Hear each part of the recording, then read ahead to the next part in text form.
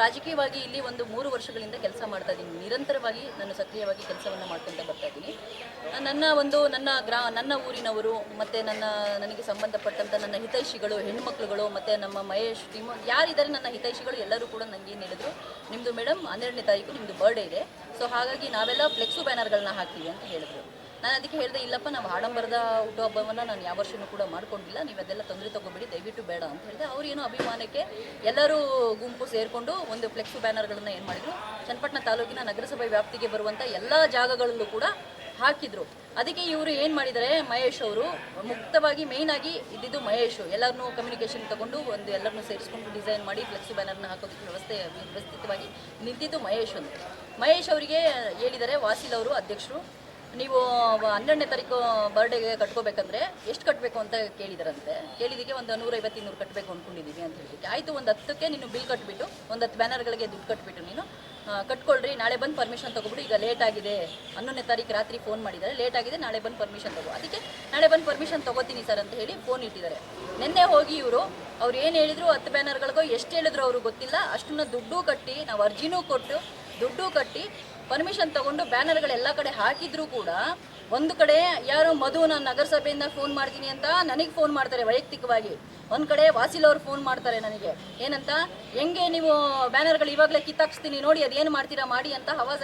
ಏನು ಇದೆಲ್ಲ ವ್ಯವಸ್ಥಿತವಾಗಿ ಏನು ನಡೀತಾ ಇದೆ ಅಂತಲೇ ಗೊತ್ತಾಗ್ತಾ ಇಲ್ಲ ನಮಗೆ. ನಾವು ಸುಮ್ಮನೆ ಇದ್ದೀವಿ, ಸೈಲೆಂಟ್ ಆಗಿದ್ದೀವಿ. ನಿಜವಾಗ್ಲೂ ನಾನು ಇವತ್ತುವರೆಗೂ ನಾನು ಯಾರ ವಿಷಯಕ್ಕೂ ಹೋದವಳಲ್ಲ, ನಾನು ಯಾರ ಒಂದು ವಿಚಾರದಲ್ಲೂ ಕೂಡ ನಾನು ಇಂಟ್ರಿಫೇರ್ ಆದವಳಲ್ಲ. ಆದರೆ ನಮ್ಮ ವಿಚಾರದಲ್ಲಿ ನಾನು ಒಂದು ಪಕ್ಷದ ಸಕ್ರಿಯವಾಗಿ ನಿರಂತರವಾಗಿ ನಾನು ಕೆಲಸವನ್ನು ಮಾಡ್ತಾ ಇರುವಂಥ ಕಾರ್ಯಕರ್ತೆಯಾಗಿ ನಾನು ನನ್ನ ಬಗ್ಗೆನೇ ಇವರು ಈ ಥರ ಎಲ್ಲ ನನಗೆ ಕಾಣದ ಕೈಗಳು ಕೂಡ ಸೇರಿಕೊಂಡು ಈ ರೀತಿಯಾದಂಥ ಅವ್ಯವಹಾರಗಳನ್ನು ಮಾಡಿಸೋದಕ್ಕೆ ನನ್ನ ಒಂದು ಟೀಮ್ಗೆ ಬಲವಾಗಿ ಅವರಿಗೆಲ್ಲ ಫೋನ್ಗಳು ಮಾಡಿ, ಬ್ಲ್ಯಾಕ್ ಮೇಲ್ ಮಾಡಿ, ಎದುರಿಸಿ, ಧಮಕಿ ಹಾಕಿ ಇದೆಲ್ಲ ಮಾಡಿದ್ರೆ ಎಷ್ಟು ಮಾತ್ರ ಸರಿ? ನೀವು ಮಾಧ್ಯಮ ಮಿತ್ರರು ನೀವೇ ನೋಡ್ತಾ ಇದ್ದೀರಾ, 3 ವರ್ಷದಿಂದ ನನ್ನ ಸಕ್ರಿಯವಾದ ಕೆಲಸಗಳನ್ನ ನೀವೇ ನೋಡ್ತಾ ಇದ್ದೀರಾ. ನಾನು ನಿಮ್ಮ ಒಂದು ವಿರೋಧವಾಗಿ ಅಥವಾ ನಿಮ್ಮ ವಿರುದ್ಧವಾಗಿ ನಾನು ಯಾವತ್ತೂ ಮುಂದೆ ಬಂದವಳಲ್ಲ, ನಿಮಗೆ ಗೊತ್ತಿದೆ. ನಾನು ಮಾಡೋ ಕೆಲಸ ಕಾರ್ಯಗಳು ಪ್ರತಿಯೊಂದು ಕೂಡ ಏನೇ ಇದ್ರೂ ನನ್ನ ಆತ್ಮಸಾಕ್ಷಿಗೆ 100% ನಾನು ಇಟ್ಕೊಂಡು ಮಾಡ್ತಾ ಇದ್ದೀನಿ. ನೋಡಿ, ನ್ಯಾಯ ಕೇಳೋದಕ್ಕೆ ನಾನು ಯಾಕೆ MLA ಹತ್ರ ಹೋಗಬೇಕು, MP ಅವ್ರ ಹತ್ರ ಹೋಗಬೇಕು, ನಮ್ಮ ಸಂಸದರ ಹತ್ರ ಯಾಕೆ ಹೋಗಬೇಕು? ಕೇಳೋದಕ್ಕೆ ನನಗೆ ಅಧಿಕಾರ ಇಲ್ವಾ? ಆಯಿತು, ಇವತ್ತು ನನ್ನ ವಿಚಾರವಾಗಿ ನನ್ನ ಹಿತೈಷಿಗಳಿಗೆ ಯಾರಾದರೂ ತೊಂದರೆ ಕೊಟ್ಟರೆ ನಾನು ಮುಂದೆ ಬರಬಾರ್ದು? ಹಾಗಾದರೆ ಇವತ್ತು ಬೆಳಗ್ಗೆಯಿಂದನೂ ನೀವು ಪರ್ಮಿಷನ್ ತಗೊಂಡಿಲ್ಲ, ಹಾಗಾದರೆ ಪರ್ಮಿಷನ್ ತಗೊಂಡಿರೋದ ನಾನು ವಾಟ್ಸಪ್ಪಲ್ಲಿ ಮಾಡಿದ್ರೆ ಮತ್ತೆ ಕೆಲಸ ಏನು ಮಾಡ್ತಿದ್ದಾರೆ ಇಲ್ಲಿ? ಹಾಗಾದರೆ ಅವ್ಯವಹಾರಗಳು ನಡೀತಾ ಇರೋದು ನಮಗೂ ಮಾಹಿತಿ ಇದೆ, ನಾವು ಯಾವತ್ತಾದ್ರೂ ಬಂದು ಬಾಯಿ ಬಿಟ್ಟಿದ್ದೀವ?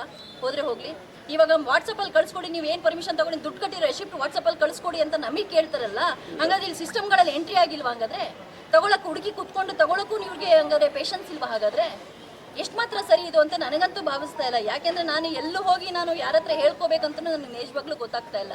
ನಾನಿವತ್ತು ಕೇಳಿದ್ದೀನಿ ಅದಕ್ಕಾಗಿ, ಏನಂತ, ಅಧ್ಯಕ್ಷರು, ನಗರಸಭೆ ಅಧ್ಯಕ್ಷರು ಯಾವತ್ತಿಂದ ಅಧಿಕಾರದಲ್ಲಿ ಸ್ವೀಕಾರ ಮಾಡಿದ್ರು ಆವತ್ತಿಂದ ಇವತ್ತುವರೆಗೂ ಕೂಡ ಯಾರೆಲ್ಲ ಪರ್ಮಿಷನ್ನು ತಗೊಂಡು ಇವತ್ತುವರೆಗೂ ಬ್ಯಾನರ್ಗಳು ಕಟ್ಟಿದ್ದಾರೆ, ಯಾರೆಲ್ಲ ಎಷ್ಟು ದುಡ್ಡುಗಳನ್ನ ಕಟ್ಟಿದ್ದಾರೆ, ನನ್ನಲ್ಲಿ ಏನಾದರೂ ತಪ್ಪಿದ್ರೆ, ಅವ್ರೇನಾದರೂ ಮಾತಾಡಿರೋದ್ರಲ್ಲಿ ನಾವೇನಾದರೂ ವಿರುದ್ಧವಾಗಿ ನಡ್ಕೊಂಡಿದ್ರೆ ನಾನು ಅವ್ರು ಏನು ಹೇಳ್ತಾರೆ ಅದಕ್ಕೆ ನಾನು ಅದಕ್ಕೆ ಬದಲಾಗ್ತೀನಿ.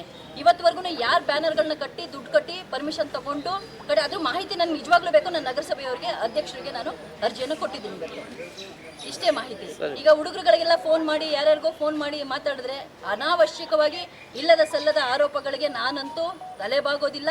ಅದಕ್ಕಿಂತ 2ರಷ್ಟು ನಾನು ಮುಂದೆ ಬಂದು ಏನು ಹೋರಾಟ ಮಾಡಬೇಕು ಖಂಡಿತವಾಗ್ಲೂ ಮಾಡ್ತೀನಿ. ನಿಜವಾಗ್ಲೂ ಮುಂದಿನ ದಿನಗಳು ಏನಾದರೂ ಇದೇ ಥರ ನನಗೆ ತೊಂದರೆಗಳು, ಕಾಣದ ಕೈಗಳು, ಅಥವಾ ನಮ್ಮ ಸ್ವಪಕ್ಷದವರೇ ಆಗಿರ್ಬೋದು ಅಥವಾ ಬೇರೆ ಪಕ್ಷದವರೇ ಯಾವುದೇ ರೀತಿಯಾದಂಥ ತೊಂದರೆಗಳು ನನಗೆ ಮತ್ತು ನನ್ನ ಹಿತೈಷಿಗಳಿಗೆ, ನನ್ನ ಊರಿನ ಗ್ರಾಮಸ್ಥಗಳಿಗೆ, ಮುಖಂಡಗಳಿಗೆ ಯಾರಾದರೂ ತೊಂದರೆ ಕೊಡೋದು ಏನಾದರೂ ಇಂಟೆನ್ಷನ್ ಇಟ್ಕೊಂಡಿದೆ, ಖಂಡಿತವಾಗ್ಲೂ ನಾನು ಒಂದೆಜ್ಜೆ ಮುಂದೆ ಇರ್ತೀನಿ ಅಂತ ಹೇಳೋದಕ್ಕೆ ನಾನು ಬಯಸ್ತೀನಿ.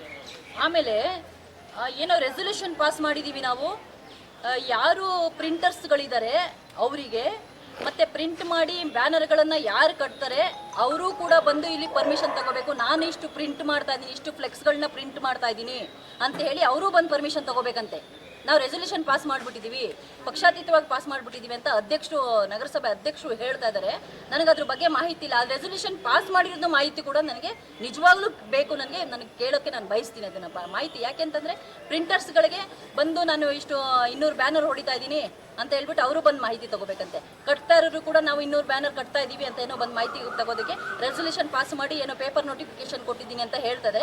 ದಯವಿಟ್ಟು ಆ ಮಾಹಿತಿನೂ ಬೇಕು ಅಂತ ಹೇಳ್ಬಿಟ್ಟು ನಾನು ಮಾನ್ಯ ಅಧ್ಯಕ್ಷರಲ್ಲಿ ನಾನು ಕೇಳ್ತೀನಿ. ಅದು ನಿಜವಾಗ್ಲೂ ನನಗೆ ಗೊತ್ತಿಲ್ಲ, ಇದು ಯಾವ ರೀತಿಯಾದಂಥ ಅವರ ಒಂದು ಮನಸ್ಥಿತಿ ಅಂತ ದೇವರೇ ಗೊತ್ತಿಲ್ಲ. ಯಾಕೆಂದ್ರೆ ನಾನು 3 ವರ್ಷಗಳಿಂದ ನಿರಂತರ ಈ ಥರ ನೋವುಗಳನ್ನು ನಾನು ಅನುಭವಿಸ್ಕೊಂಡೇ ಬಂದಿದ್ದೀನಿ ಒಂದು ಹೆಣ್ಣು ಮಗಳಾಗಿ. ನಾನು ಆದರೂ ಪರವಾಗಿಲ್ಲ, ನನಗೆ ಭಗವಂತ ಆ ಶಕ್ತಿ ಕೊಟ್ಟಿದ್ದಾನೆ. ನಾನು ಯಾವತ್ತೂ ತಪ್ಪು ಮಾಡಲ್ಲ. ತಪ್ಪು ಮಾಡಿದ್ರೆ ನಾನು ನಿಜವಾಗ್ಲೂ ತಲೆ ಬಾಗ್ತೀನಿ. ನಾನು ತಪ್ಪು ಮಾಡಲ್ಲ. ನನಗೆ ಅಕಸ್ಮಾತ್ ನನಗೆ ಏನಾದರೂ ನನ್ನ ಒಂದು ವ್ಯಕ್ತಿತ್ವಕ್ಕೆ ಧಕ್ಕೆ ಬರೋ ಥರ ಏನಾದರೂ ಕೆಲಸಗಳನ್ನು ಯಾರೇ ಕಾರಣದ ಕೈಗಳು ಮಾಡಿದ್ರು ಕೂಡ ಅದಕ್ಕೆ ತಕ್ಕವಾದಂಥ ಉತ್ತರವನ್ನು ಕೊಡೋದಕ್ಕೆ ನಾನು ನಿಜವಾಗ್ಲೂ ಮುಂದೆ ಇರ್ತೀನಿ ಅಂತ ಹೇಳೋದಕ್ಕೆ ಬಯಸ್ತೀನಿ.